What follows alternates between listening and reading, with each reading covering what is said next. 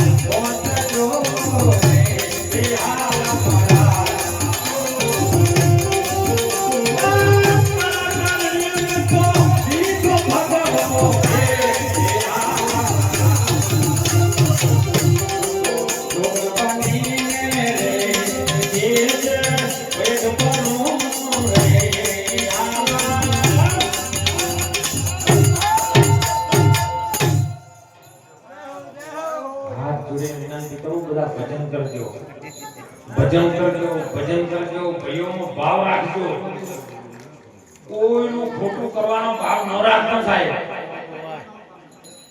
ખૂબ હરે મળે રહેજો.